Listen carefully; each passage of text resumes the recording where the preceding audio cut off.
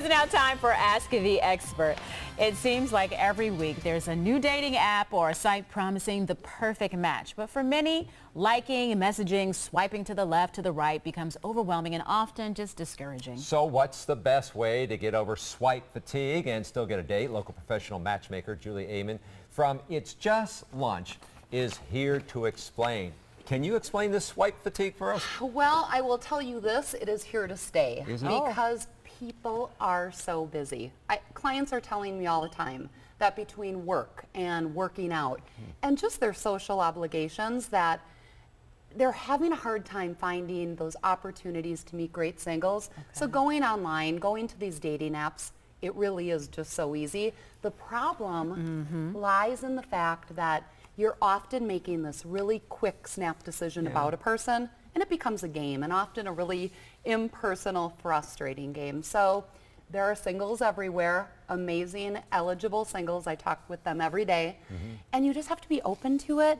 You also have to be giving out the right kind of signals. So let's talk about that, signals, because you're swiping this way, you're swiping that way, but how do you then become open and approachable for someone to walk up to you to have that moment, the missed moment that you read about in the newspaper?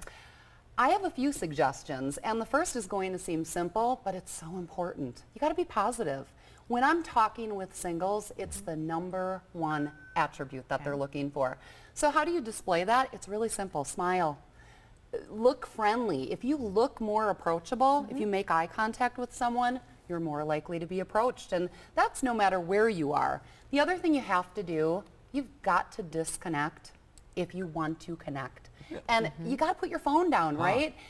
We've all been in that situation. Stop swiping for a minute. Stop it. Be connected. Look at those around you. Okay. And you have to pay attention, right? We've been in that moment where somebody practically bumps into you and they barely look up from their phone. You are missing opportunities to meet someone that you may have a real connection with, if that's the case. All right, so you make that connection. How do you keep the conversation going and sort of saying, you know what, I'd like to see you again? This is where people will say, I should have reached out, I should have said something. Do I get the number? Do I give the number? Yes, and you know what?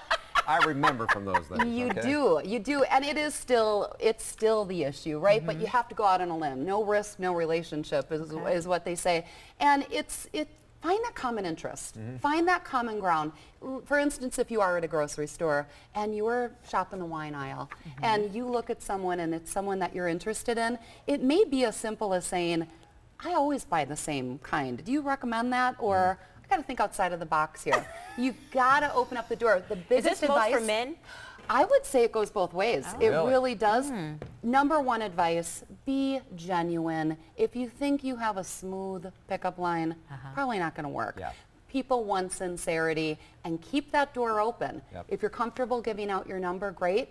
If not, suggest a common meeting place, somewhere where you can meet together. Always good advice. Thank you for having me. Thank you for coming here. All right. Got a question for our experts? Email them at asktheexpert@today'stmj4.com. You can also leave a voicemail. The number is right there for you.